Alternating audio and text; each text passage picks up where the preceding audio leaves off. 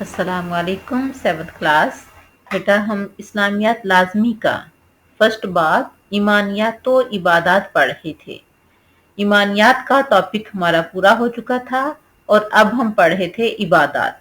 और इबादत में से थर्ड टॉपिक है दुआ और उसकी अहमियत व फजीलत, या दुआ की अहमियत व फजीलत।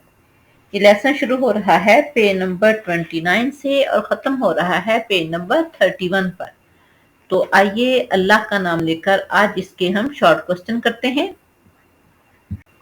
क्वेश्चन नंबर 1, दुआ का माना क्या है या दुआ का क्या माना है?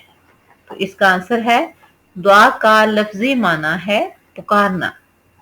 इंसान अपनी आजिज़ी और इनकसारी का इजहार करते हुए जब अल्लाह ताला को पुकारता है और उससे मदद तलब करता है उसे दुआ कहते हैं।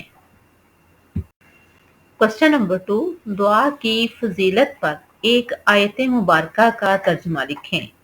तो इसका आंसर है सूरतुल बकरा की आयत नंबर 186 में अल्लाह ताला का फरमान है, उजीबु दावत दाई इज़ा दानी, मैं हर दुआ करने वाले की दुआ कबूल करता हूँ जब वो मुझसे दुआ करे। क्वेश्चन नंबर 3, दुआ की फजीलत पर एक हदीस मुबारका का तर्जुमा तहरीर करें।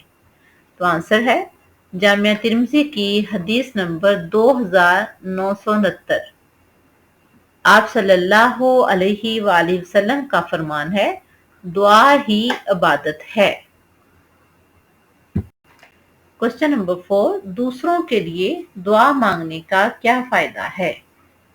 इसका आंसर देखते हैं। आप सल्लल्लाहु अलैहि वसल्लम ने फरमाया, सुन्ने अबी दाऊद की हदीस नंबर 1537, हमें सारी इंसानियत के लिए दुआ मांगनी चाहिए, क्योंकि जो शख्स दूसरों के लिए दुआ करता है अल्लाह ताला उसकी दुआ को कबूल करता है।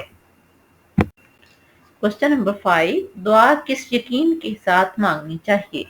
तो इसका आंसर है दुआ जब भी मांगी जाए तो पूरे यकीन और उम्मीद के साथ मांगी जाए कि अल्लाह ताला इसको जरूर कबूल फरमाएगा। ये थे हमारे शॉर्ट क्वेश्चन। नेक्स्ट लेक्चर में हम इंशाल्लाह इसके दोनों लॉन्ग क्वेश्चन करेंगे। अल्लाह हाफिज।